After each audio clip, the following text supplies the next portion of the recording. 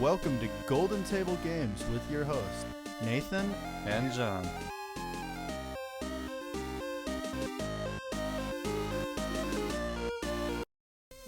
Welcome back to Golden Table Games, everybody. My name's Nathan, and of course, I'm here with John. Today we are talking about creating a character for Pathfinder. When you create somebody, there's a lot of different ways to do it. So normally what I look at, you're looking at players, and you're looking at classes, and you have core classes, base classes, alternative classes, hybrid, unchanging, and octoccult, prestige. Those are all the different classes. This is unchained and occult, but there's a bunch of different classes. So the first thing I do is kind of look at... There's also Sonic, but that's not on there for some reason on his list. So the thing that I like to do is look at what do I want to do? What's my goal? Yeah, have a concept in your mind of what your person's going to do. You want them to be the sneak thief that breaks into people's houses and steal all their stuff, or do you want to be someone who just blows things up with fireballs? You gotta focus on what you want to do. From there, pick the races that fit, or the classes that fit you, what you want, and then eventually you'll find the one that suits what you want perfect. We're building a character for you right now. We're gonna build a character, we're gonna put it on a Pathfinder sheet, and we're gonna let you see it. So the first thing that me and John like to do is we like to pick a class before we pick a race. So let's see, let's do something that we haven't done before. Let's do Blood Rager. Let's take a look at a Blood Rager. So a mix between a barbarian and a sorcerer. Angry sorcerer. a very angry sorcerer. It kind of tells you what their alignment has to be. This one can be alignment any. Its hit die is a D20 or a D10, not a D20. That'd be ridiculous. Its parent classes are barbarian and sorcerer. Then it'll tell you what your starting wealth is, which most people don't really look at right away. Once you pick a class, you're just, okay, here's my starting wealth. What I always look at after I pick a class is the skills. So you can kind of pick a decent race. So what we have for natural skills for a Blood Rager are acrobatics, climb, craft. So we get one thing in craft. When it says craft, I think you can choose. Yeah, at level 1 you can choose what you want to craft. There's a list in there if you click on the craft. It's like weapons, armor, potions, stuff like that. Next we have handle animals. So acrobatics, what that does is give you like a roll through an enemy. So if you're going into a enemy's combat zone, which is anywhere within 5 foot around them. So if you're playing on a map, a square, but if you're anywhere near him, so say you're gonna go around him to try and do a backstab with rogue, he could get an attack, but acrobatics can prevent it.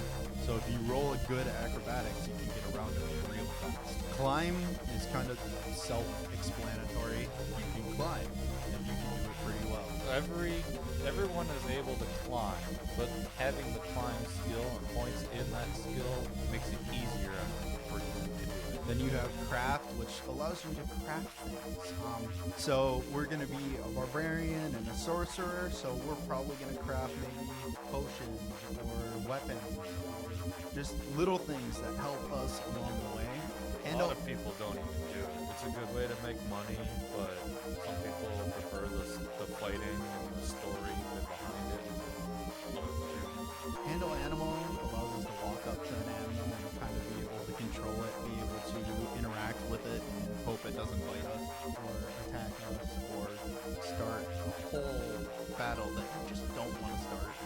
Intimidate allows you to intimidate people. The higher the ranks, the better it is, because you could use that to turn around and change a person's mind. You could use it to intimidate information on people. You could use it while you're trying to buy things. Roll and intimidate. Listen here, you're gonna give me this, and then you nat one, and he's just like, no. Knowledge Arcana gives you the knowledge of the arcane, knowledge of spells, knowledge. You need that. It allows you to look at magical items and kind of know where it's coming from. Perception, being able to see somebody sneaking in, or see footprints, see little things, it's useful. Ride, being able to ride animals. Yeah, you can get a mount and ride them in the battle. Unfortunately, I can't get the mount I ever want. What did I do? basically a Deathclaw from the Fallout series. I tried writing a Deathclaw so that way I could have that being my death amount. I was level 4, it was level 10. Didn't go well. I had to make I had to make a new character. Spellcraft allows you to craft specific spells. Does it also help you prepare spells for damage? Spellcraft allows you, if I cast a spell, you can tell what it is or have a higher chance of knowing what it is just by like the motions of my hands or what I said before it actually gets in your face. Survival. Survival is an interesting one because it's used to pretty much outdo your basic survival skills. So in a campaign that we're going to have upcoming, my people are going to be marooned on a beach. So basic survival for maybe the first night, if we get that far, is going to be key. Swim. Allows you to swim. A lot of these are kind of like self-explanatory. If I say climb or swim, you're not going to think, oh, I don't even know what you do. You can't do it without these? You can, it's just not as well. But you try swimming wearing 50 pounds worth of gear. It's not easy. Put points in this, it becomes slightly easier. The next thing that you can look at, I don't normally look at it right away, is your Blood Ranger table. This table tells you what you get at level 1. So right now at level 1, you get a base attack bonus of +1, a fort save of +2, a reflex save of +0, and a will save of +0. I kind of look at it for a basic idea, like he gets special abilities of bloodline power, blood range, fast movement. I like to then go see what they actually do, which blood range gives you higher constitution, fast movement obviously gives you faster. But then by doing that, I can get a rough idea that, oh, I need higher constitution for some reason, or I need higher charisma for my spells if I do a spellcaster. So if you go and look at the bloodline, which I'm looking at right now, each blood ranger or most sorcerers have a source of magic somewhere in its heritage that empowers its blood range. It gives you bonus speed, spells, things like that. So what you gotta do is you gotta go look at those bloodlines and see what you want to do. A good, according to this, because it does give you some advice, a good blood ranger comes from an abyssal bloodline. Celestial bloodline could help you, but it would make you more of an evil one. And a infernal bloodline could put you on a chaotic. So what you're talking about here is what your alignment is. Now, if you're going to be chaotic and you take an abyssal bloodline, you could get away with that. Yeah, you can do whatever you want. You can have a chaotic blood and be pure evil if you want. It's just a guideline saying generally this is what they are. But let's say we take an infernal bloodline, but we're playing a chaotic good. All right, so now we're taking, infernal is chaotic. What's the celestial one? And then we're playing more of a good blood rager. We have to kind of come up with a little bit of a backstory of why this is happening. So let's say our blood ranger was sick of doing evil, sick of harming people, and decided to be almost chaotic good, non-stop good. I mean, he does a little evil here and there, but yeah, we usually play chaotic neutrals because it just gives us free reign of pretty much what we do. We don't really need to justify why we do it. Chaotic neutral is normally what most people pick, and that's because it's very hard to stay on one path. Right now we have a paladin in one of our campaigns that we're playing in, a buddy of ours who's, I think, paladins are supposed to be lawful good. Yeah, he's straight lawful good, but he's racist. Well, not only that, but he keeps threatening to kill my character, and mine. At this point would put him down, but the DM is not bringing him down like he should. Instead, he's justifying it, saying, well, he can do that because he's not physically doing it. And I get what he's trying to go for, but after a while, it would start dropping you. He's also witnessing crimes, which they're supposed to try to prevent crimes. And yeah, he actually did a crime, which would also bring him down. Yeah, that would have shut him down right there. He broke an entry, which is seriously, you're done. B&E, you're done. Yeah. And after doing that with a paladin, he kind of suffers, and it's not a good suffering. It's, they lose all their abilities. So we're gonna look at the skills and stuff a little bit in a little bit. Right now, what I would like to do is maybe take a look at the character itself. I want to go and find a race. Well, from what I was seeing, they want charisma for their spells. So whatever it is, you've got to have decent charisma. So maybe we're gonna look for more of a minus on strength or dexterity. As a barbarian, you want to strength. So maybe Constitution or wisdom? wisdom won't be too bad. Okay. So you have some options of catfolk, damp fear, which gives you dex and charisma for both of those. All right, well, before we do that, in races, there's core races, which are in your start book, the player handbook, and there's core 6 of them. What it's called, because if you just click on the races instead of going through each individual name, it tells you each table with which book it's coming from. This one is Core Piezo. That's how I say it, Piezo races. Yeah, I don't know how it's actually pronounced. And then you have a table of featured Piezo races. Which are in other books. Yeah. So I looked at the core and I wasn't too happy with what I was seeing. I mean, normally if you're going to play a barbarian, you take a half orc and... Well, human is usually a good choice for a lot of things because they get bonuses. What I always tend to notice with it is you get bonuses, but you lose some stuff. You don't have as many languages starting out, which could become a barrier if somebody refuses to speak in common. That, and you can't see in the dark any way, shape, or forms. You need a flashlight, or well, A fire. torch. Yeah. So other things that come up when you scroll down after you go through featured is uncommon piezo races. Which again are in other books, but those are when And you're then going through the world, they're rarer to see. Yeah. And then you have, of course, the other. It's not normally seen. And They're so rare to see. so you have like androids, you have gorgons, you have monkey goblins, things like that. Weavern. An alien. Well, Shanta is an alien. So there's things like that in there. But picking your race would also follow on your backstory in a way Yeah. of what you wanted your character to do or why and how. I think the other races would be let's not touch, just because a lot of them take away from your charisma or wisdom or intelligence, which you need to be somewhat smart being a blood rager because you have to have spell ability. It's just all based on charisma. Intelligence isn't needed for a blood ranger. For a wizard, you wouldn't need intelligence. You could be a drow. You could be the alien race. It gives you bonus to int. I was looking at drow. I was thinking drow would be good. Or flashlight. And a fret might be good for you too. Infrared. Yeah, an Ifrit is like a demon. Outsider, yeah, they're, memory serves me right. They're like earth people.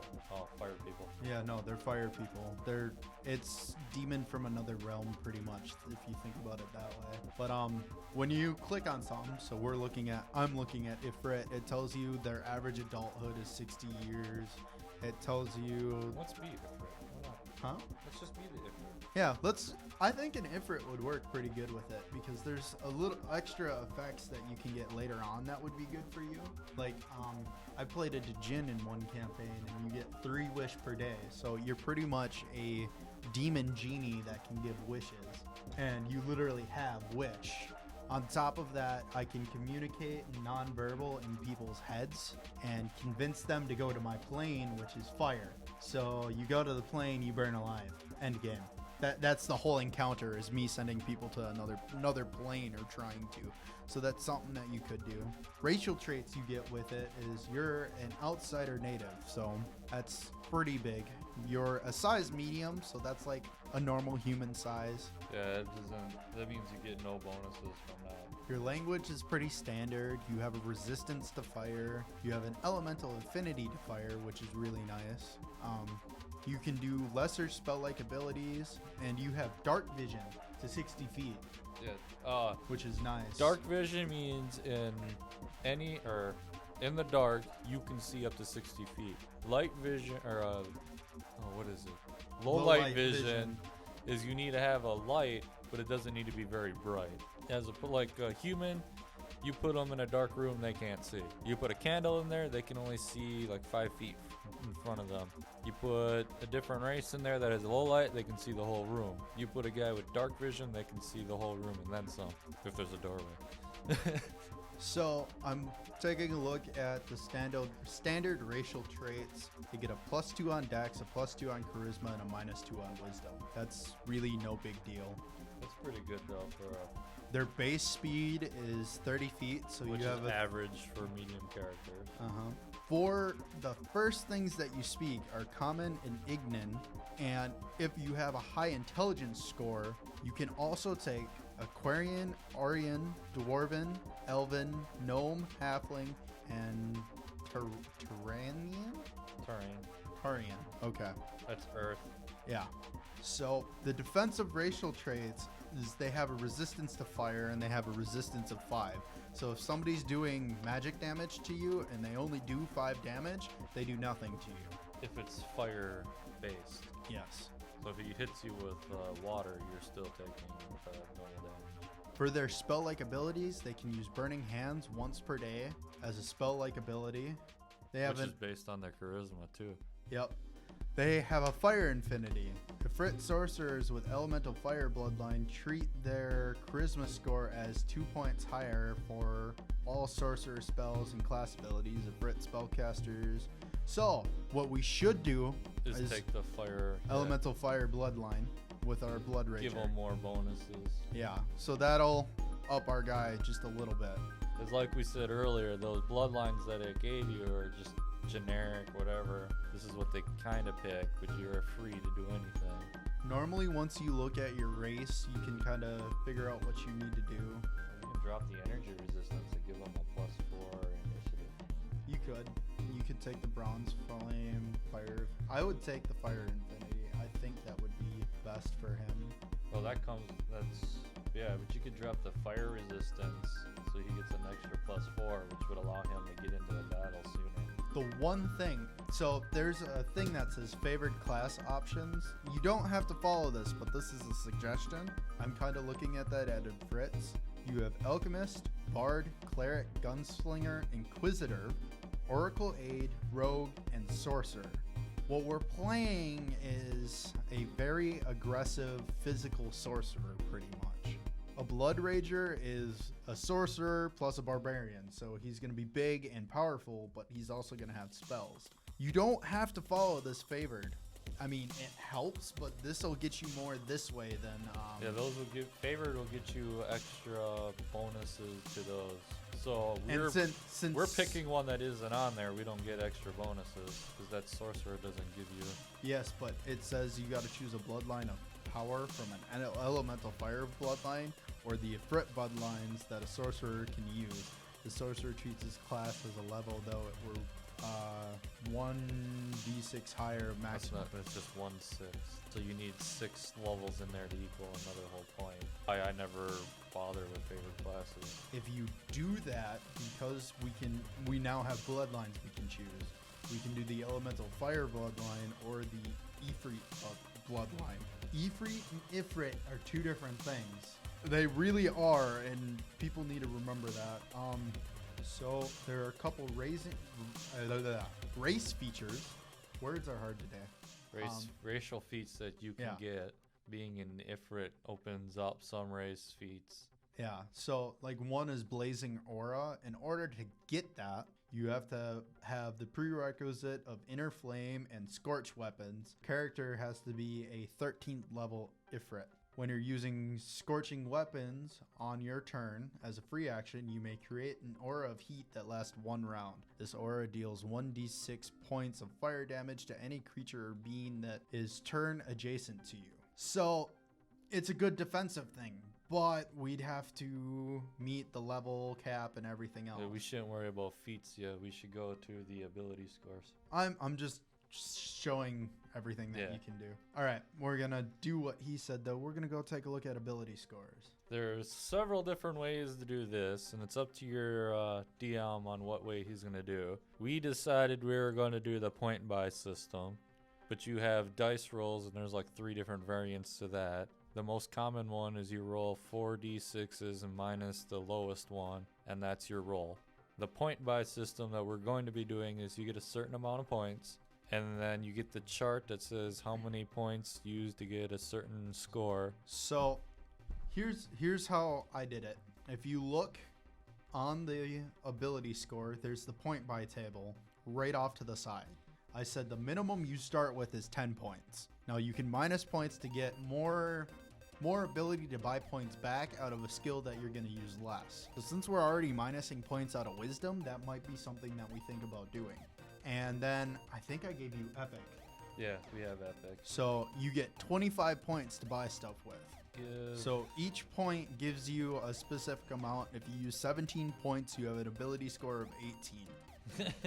Good thing none of you guys can see this paper yet. But so that's how we did it. There's a classic way of doing the roll. You roll 3d6 and add the dice together. That's your total. There's the heroic, which is 2d6 and add 6 to the sum of dice. Ouch, that would hurt. Yeah, if you roll bad, now you're getting... Yeah, you get 2 and then you get a d6 added to it. 8 on something. That'd be terrible. The lowest you can get from 8.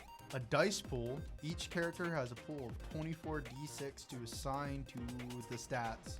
Before the dice are rolled, the player selects the number of dice rolled for each score with a minimum of 3d6 for each ability.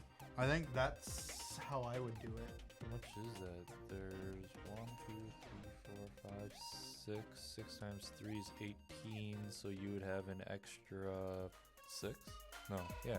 You'd have an extra 6 dice to throw other places. That ain't bad. That would be nice. That would be a way to do it. The reason why I didn't do the normal rolling way is because it's really easy to have somebody who comes in with a character sheet with fudged numbers. I do that often. There are people that will just, Usually, this looks right. Usually mine isn't fudged too much. I give myself one of the highest, and I give myself a really low one. Not the lowest you can get, but just a decent low number. I've seen people come in with like all high numbers. 3 18s, a 16, a 15, and a 14. I'm like, so, I don't think you rolled that, and I'd like you to re-roll your sheet in front of me.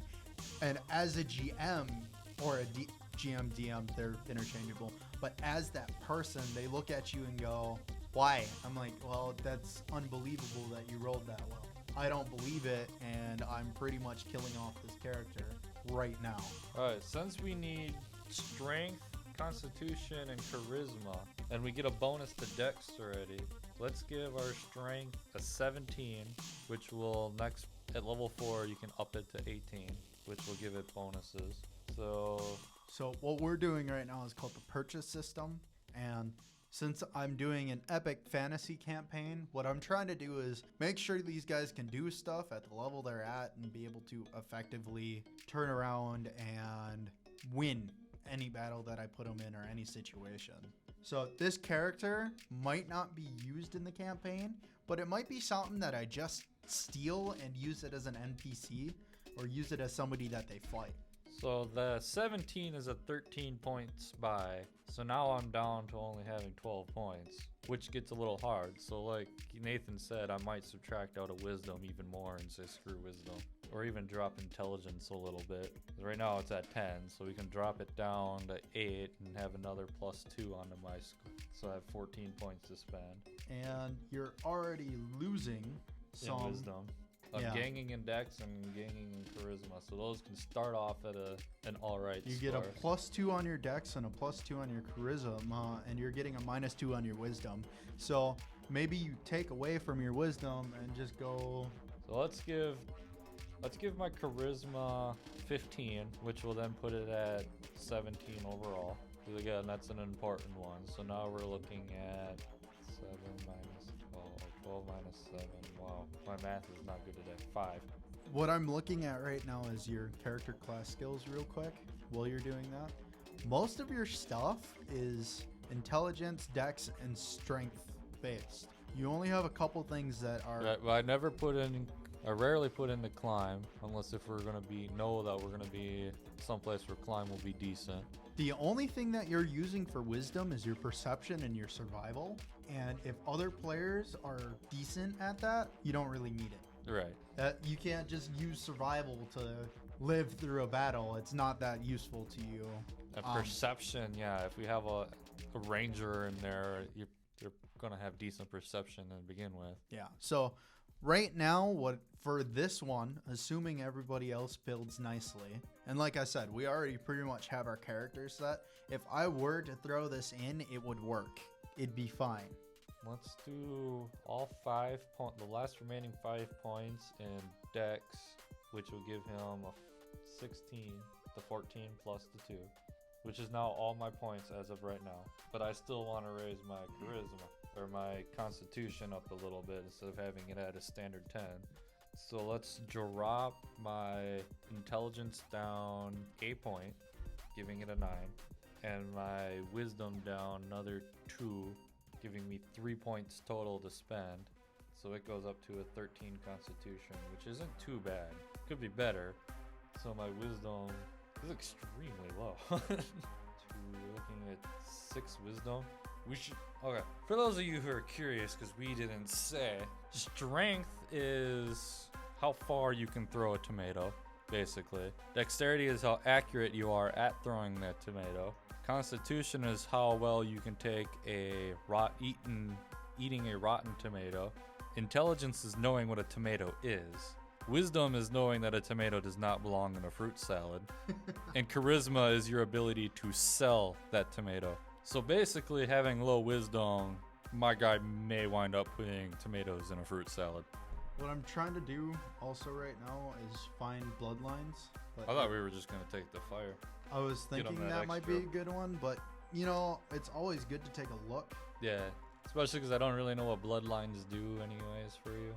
And it's not actually letting me check out bloodlines, which, okay, here's our bloodlines. And some of them, ones that Blood Rangers most commonly take. We do an elemental. We're going to do an elemental fire, which also gives us a plus 30 base land speed. So now we are able to move 60 base. That's while you're Blood Ranger. So when you're in your rage mode that a barbarian has, which gives them strength, constitution, and dexterity bonuses, but they lose intelligence and something else, they also get an extra 30. Plus he already gets, I thought he already gets an extra 10. Yeah, he gets an extra 10 for being part barbarian to begin with. So he's just going to whip across the battlefield and punch you in the face and throw a fireball at you.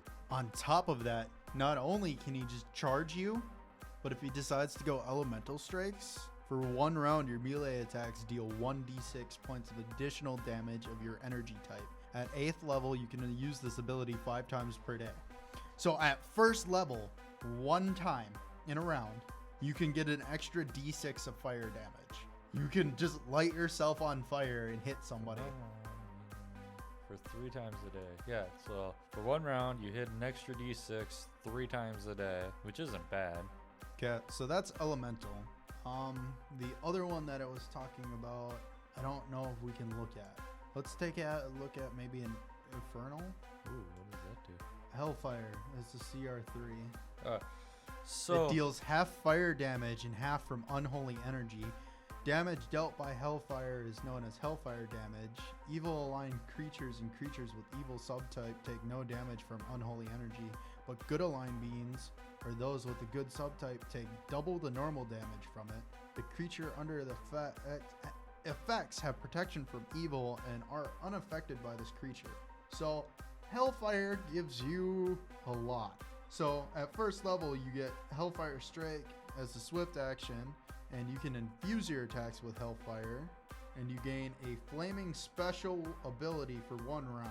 Flaming gives you a 1 bonus. I'm thinking that Elemental is still going to do you better than Infernal. Each ability gets you an ability modifier, which when, like for your climb, is a strength based. So you add your strength based modifier. So 17 is a +3 to all strength based things.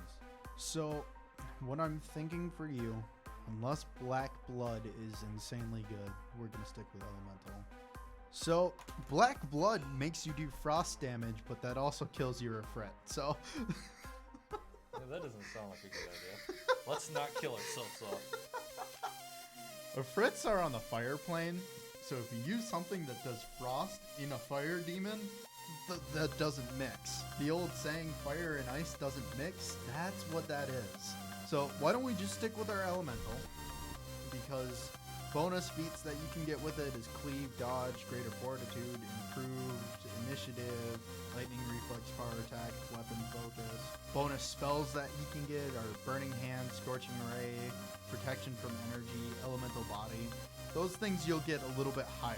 The bloodline power is one of the 4 elements infuses into your being, and you can draw upon its power while blood raging. At first level, you must select an element, air, earth, fire, or water. Once chosen, it cannot be changed. A number of your abilities deal damage and grant resistance based on your element as noted.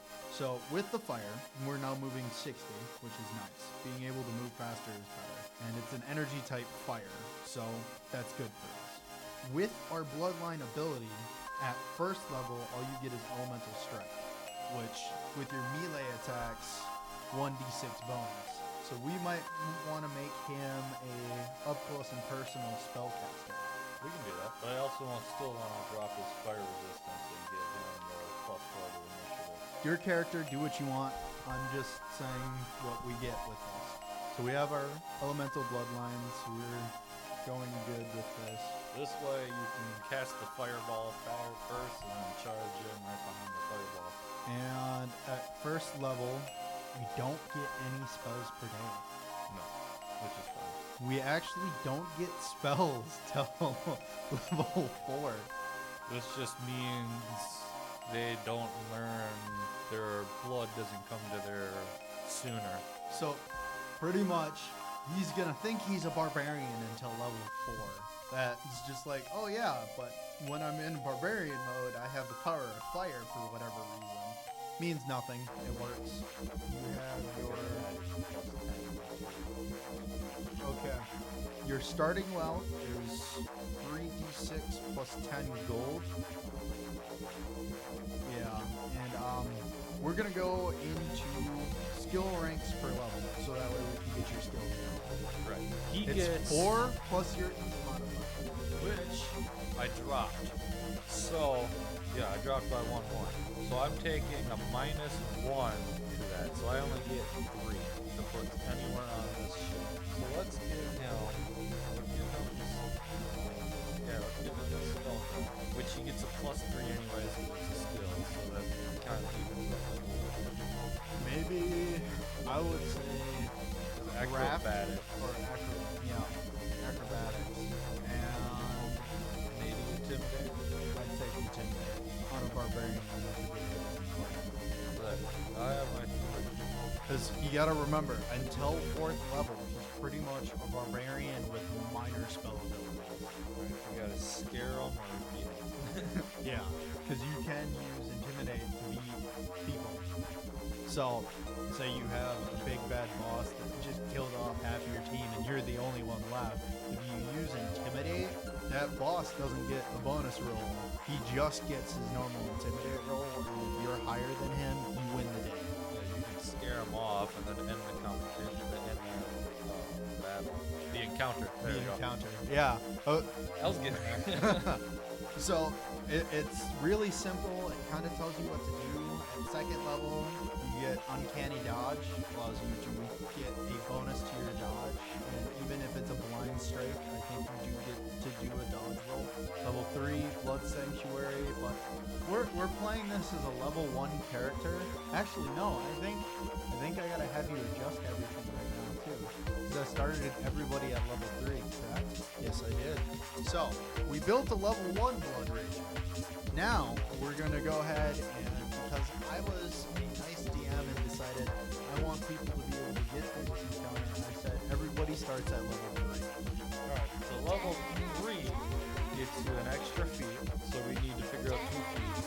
But before we do that, let's just take a look at our class skills. 'Cause Yeah. your base attack bonus goes up to +3. Your reflex save goes up to a +1. I was looking at flight systems. Will is 1. You get Uncanny Dodge, Blood Sanctuary.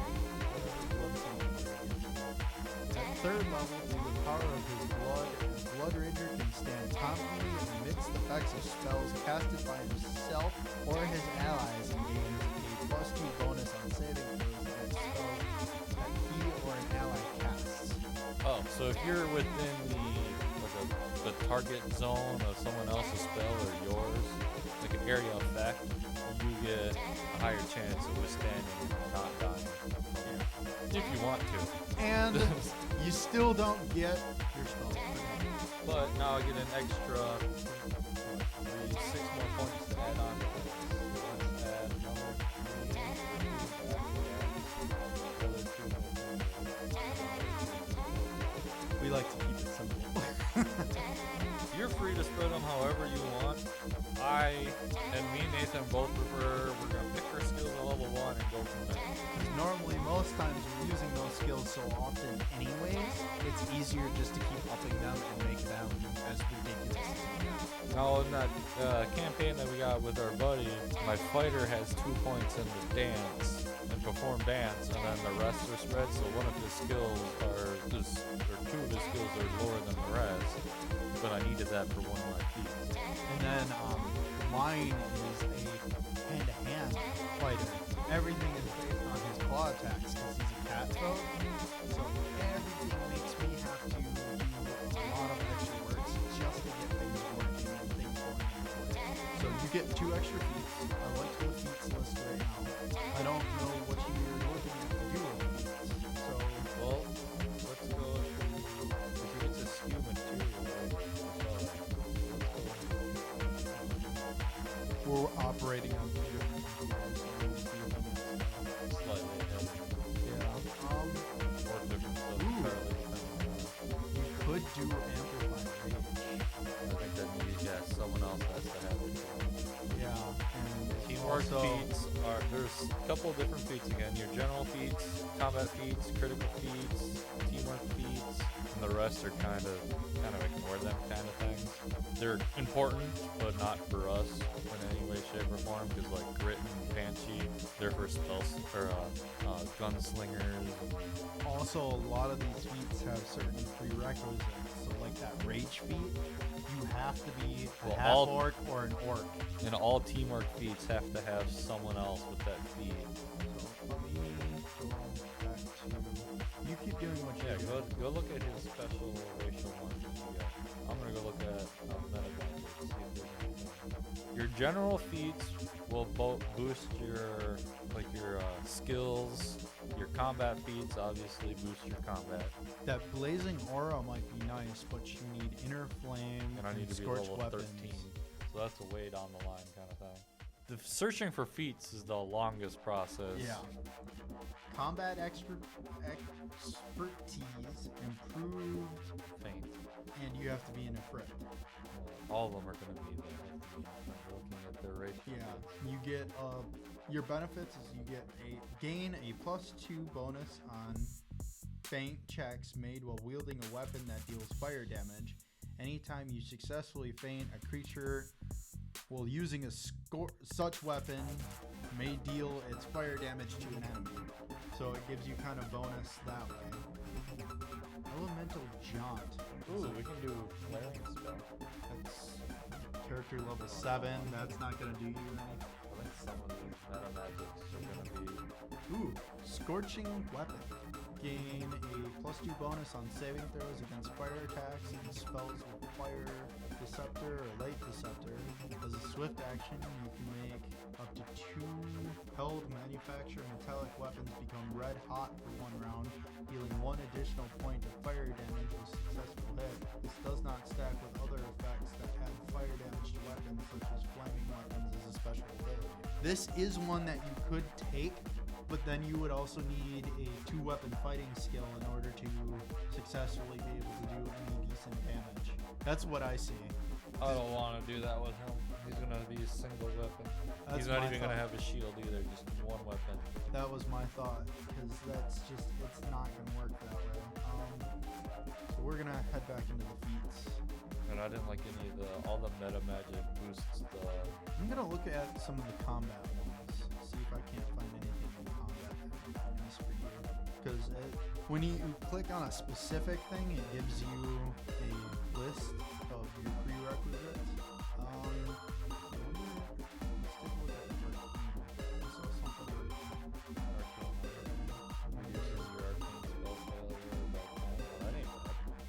That might be something that you think about. Go back to Blood Rage.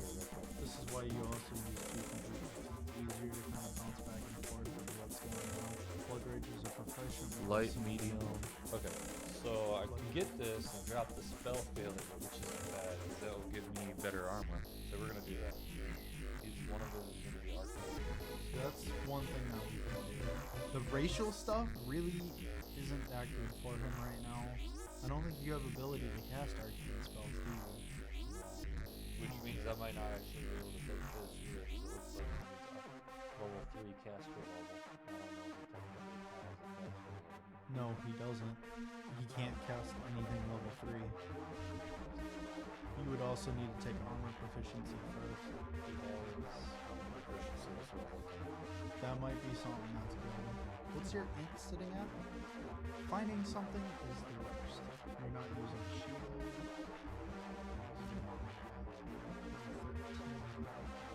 Well, but I could give him weapon proficiency or weapon focus, which would be nice. That might be something that you could do. Power attack. That's a good one. And then you could go improved bull rush. Because with a bull rush, you can charge in place of a melee attack, so your 1d6 elemental still works. And you can only bull rush opponent who's no more than one size category larger than you. The bull rush attempt will push an opponent straight backwards without doing any harm if you do not have improved bull rush feat or a similar ability. Initiating a bull rush provokes an attack of opportunity. So with the improved, you don't get an attack of opportunity. If your attack is successful, your target is pushed back 5 feet. For every 5 by which your attack exceeds your opponent's C and D, you push a target back for an additional 5 feet, and you can move a target if you wish, but you must be available. You must have available movement. If your attack fails, your movement ends in front of the target. Enemy being moved by a bull rush does not provoke an attack of opportunity or movement. This possesses greater bull rush feat. You cannot bull rush that bull rush isn't even going to do anything. It could. It probably wouldn't be a good idea. Because that's what I was looking at. And it's just, he's going to have weapon focus. It's too much of a teamwork. That involves more people having fire. Which is the worst when you need fire. You need extra people doing stuff for teamwork feats. That involves people working together. And for this particular campaign, I am the DM, so me and John can't work together as much as we normally do when we are together in a campaign. Yeah, let's give him power attack. So after he casts this spell, which he can't do yet, he goes into battle, he'll totally wreck somebody. There's his 2 feet. You have power attack, yes? Just pick it up. But I don't have room for anything else. You know, what's your strength? High enough to do that. But he also needs health. Alright, to determine health, you use that hit dice that he said, which is a d10. Plus you add your constitution. First level you get the highest dice, plus your constitution, so he's at 11. Then you gotta roll the d10s, which I could do. Yeah, plus then you also have you're including your roll for level 3, yes? So, yeah. Yeah. The first level you just add the top dice already, the highest you can get.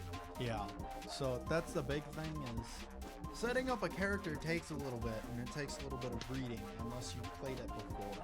So now I get another 6, so 11, 6 is a 17, 17 plus 5, 22 left. That's a good starting. especially for level 3. That's pretty good. Could be better as a fighter, kinda, but that's where we give him decent armor.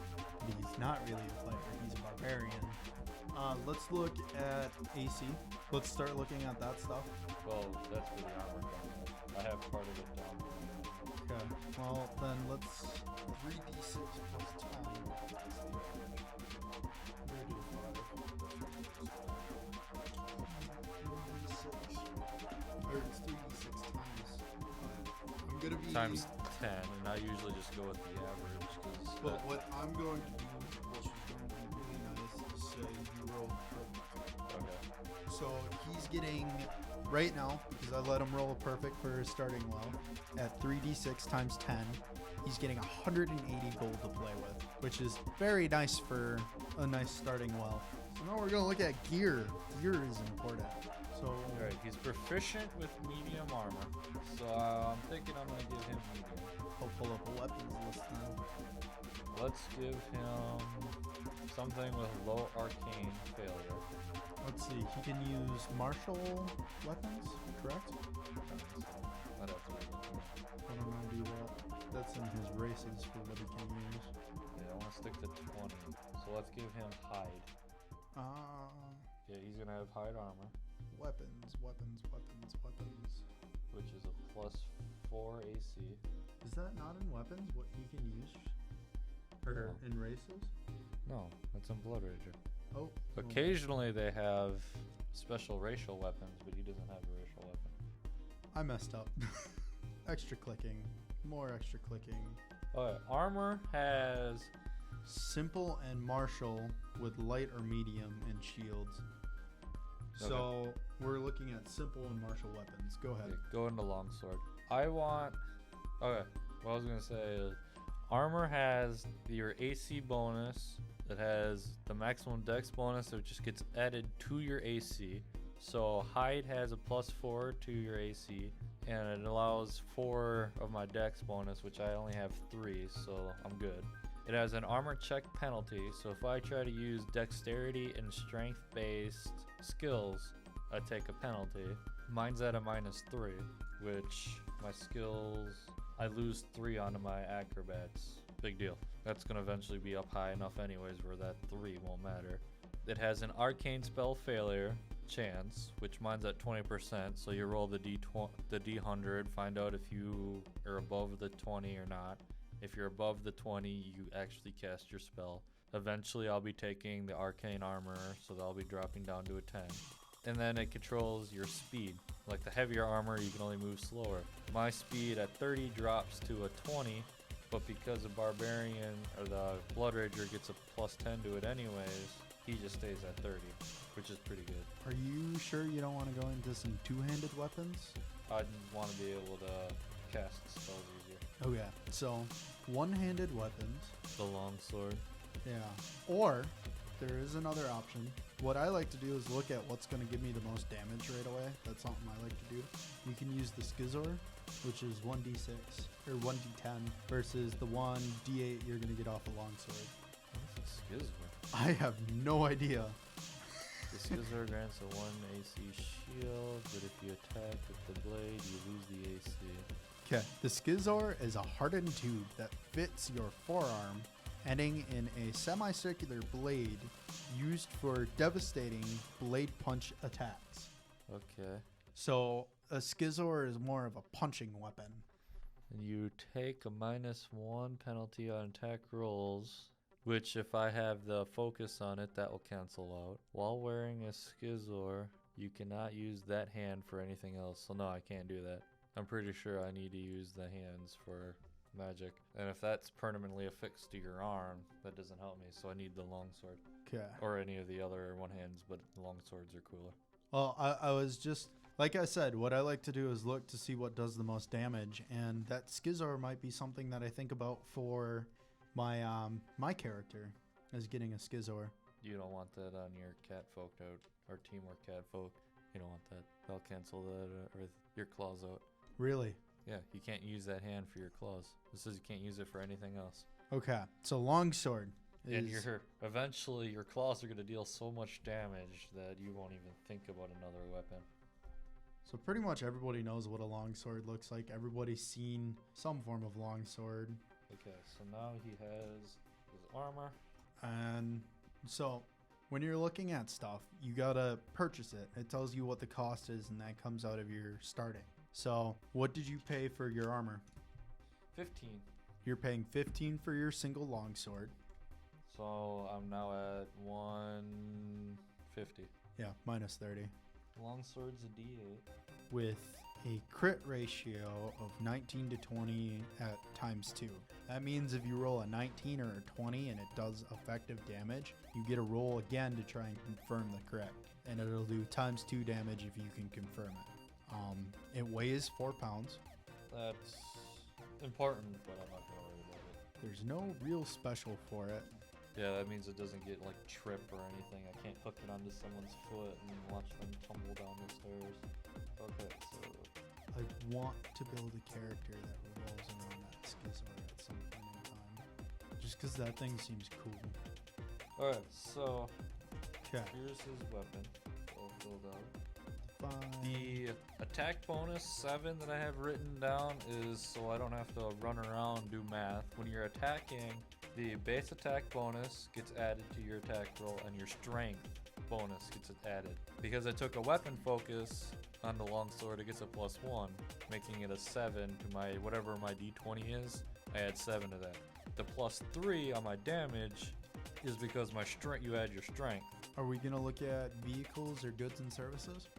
Let's get him a bedroll. So that's going to be in goods and services, adventuring gear.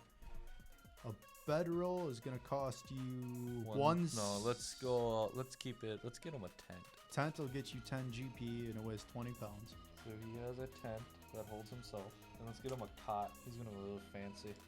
Cot is going to cost you 1 gold piece at 30 pounds. The cot weighs 30 pounds. Yeah. Dude, the cot is like a foldable bed. Let's get him. Yeah, let's get him a skeleton key. 1 skeleton key is going to cost you 85 gold pieces at no weight. Okay, let's not give him anything else because I'm probably running low on money anyways. Another thing that always is good to look at is maybe religious items, toys, games, things like that. You can look at maybe getting flax, holy symbols, some talismans. They give you a general price, but you gotta look at price by weight first. So if you're gonna get a platinum, it's 500 gold pieces for a single pound. So say I'm getting a platinum summoner's doll for whatever reason. I want a platinum one. It says That's only for this is only for the holy symbol. Okay, so if you're getting a holy symbol, it tells you what it is per pound. That was my bad. Okay, now let's. He doesn't get any extra languages because his intelligence is too low. I don't. There's one more thing that I want to talk about real quick. Another thing that you could get. We need to get him a god too. Yeah, another thing that you could get is a vehicle. Vehicles are things you can get: land vehicles, water vehicles, air vehicles. They do exist, so you can get them. Let's make our character a woman. For my particular campaign, getting a vehicle is going to be kind of useless to you because there's no real way to save a vehicle. Especially the way I'm doing it, your vehicle is destroyed. Even if you were to get a water vehicle to try and counteract it, the way things work, you're not going to have a vehicle for very long. I think the only thing that would work is if you got an air vehicle, and you can't afford one at this level. You wouldn't be able to get one until we head you back to more of the mainlands. Well, it depends if you give them, like, because we're starting at level 3, if you give us some extra money. Which I think I did for the campaign, but since we're pretty much building an NPC here, I know you're not going to play this, Ifrit, but I might take it for an NPC and make it do something for you. Okay, so it says the Ifrit reach adulthood at level 60. I'm trying to figure out his age, weights, and everything. And you look at their class or their race page, and it tells you basically that information. They reach adulthood at 60 years, not level 60. Whatever. And then it tells you like the intuitive, self-taught, and trained. Those are for what you are. So he's a barbarian essentially, and a sorcerer, which are on the same level. So we're gonna just give him the intuitive between 64 and 84. Let's make him, because I don't feel like rolling a dice. That's fun. Let's make him 65.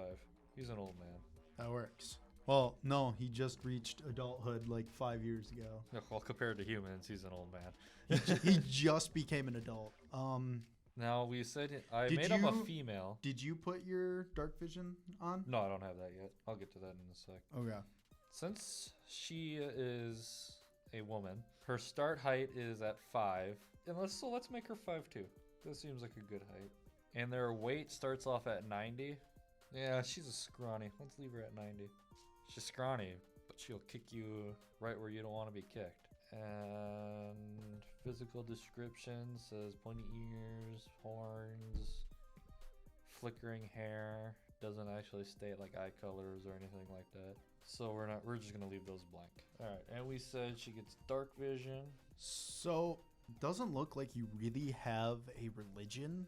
or a set one. Yeah. Yeah. So we can choose one or just not have one.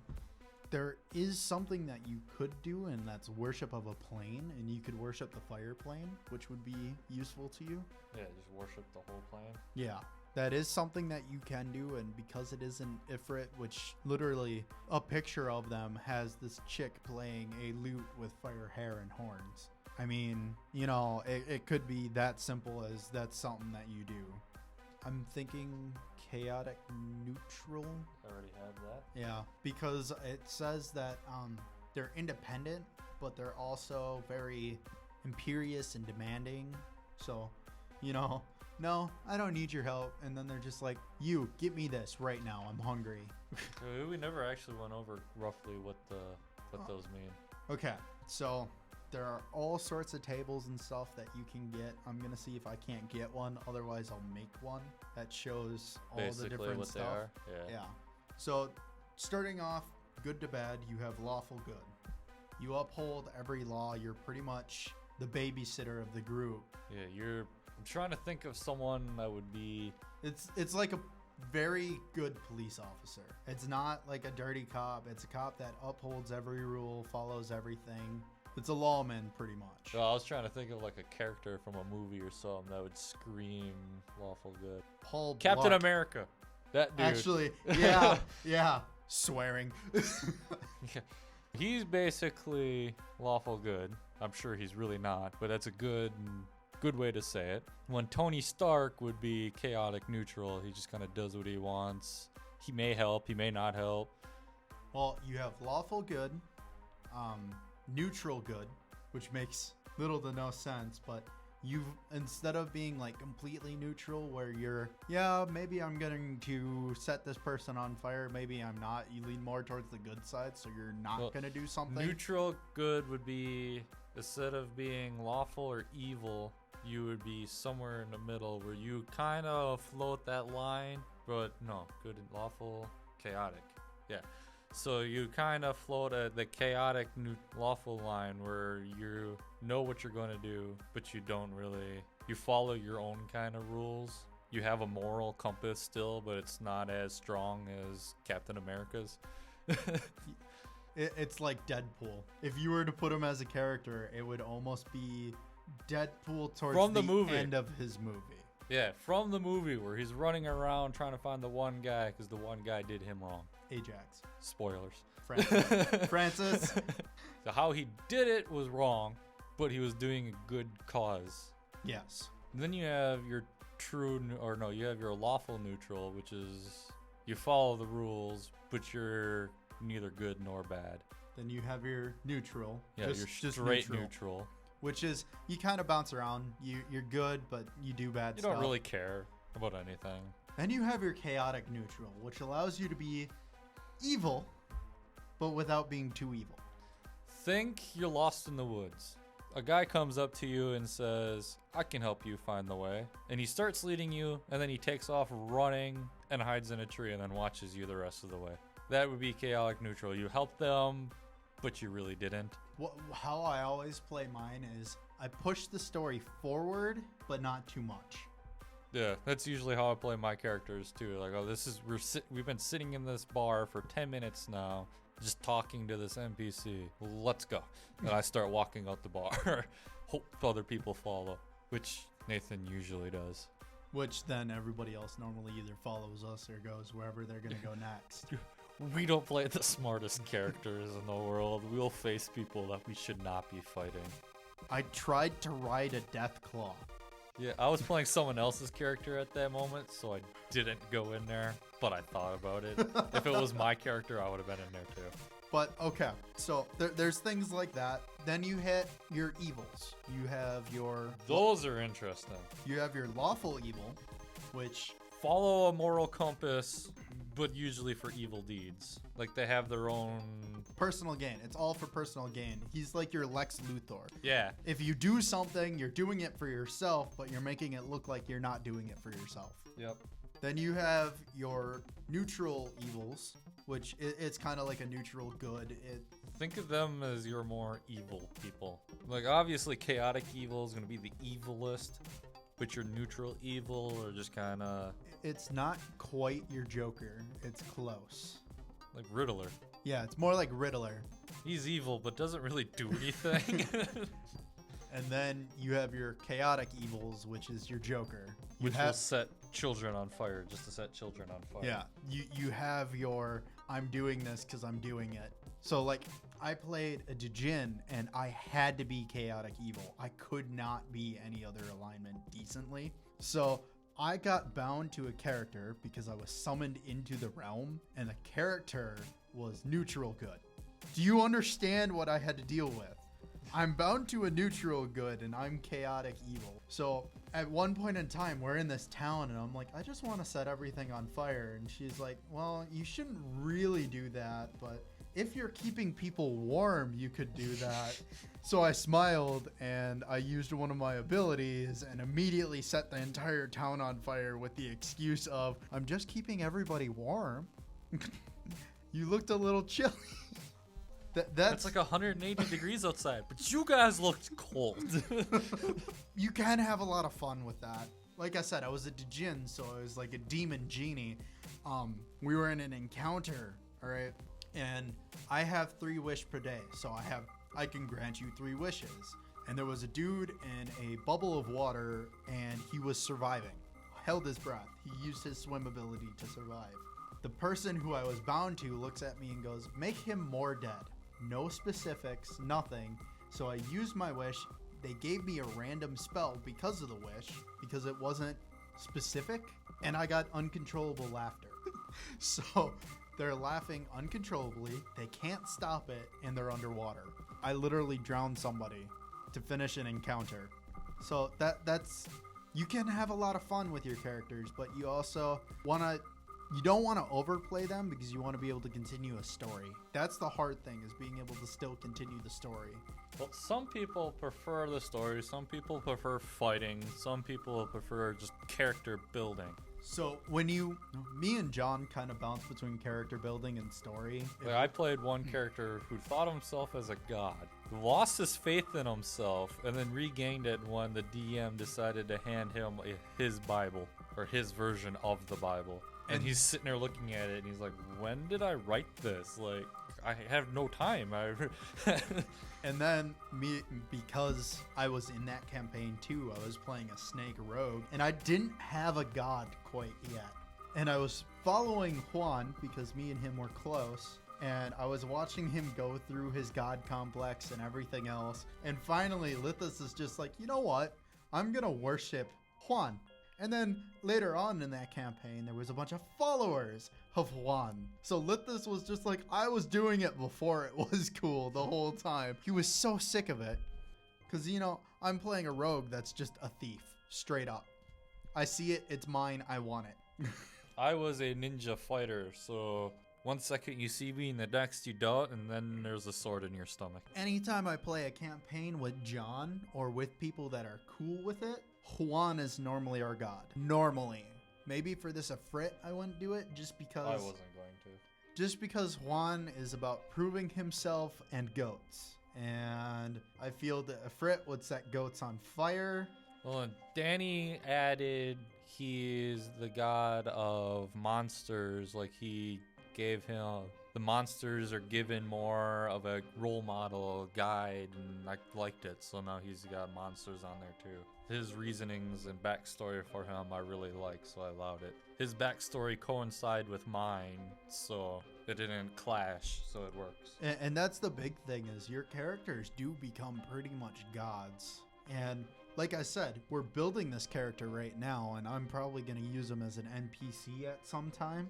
I'll probably up him a little bit later and change how things are working. Probably end up giving him wish and get him up to that 3 per day, just so that way I can make it that somebody accidentally summons him, or you get something that'll summon this Ifrit, and then you can only have him as long as you have those wishes.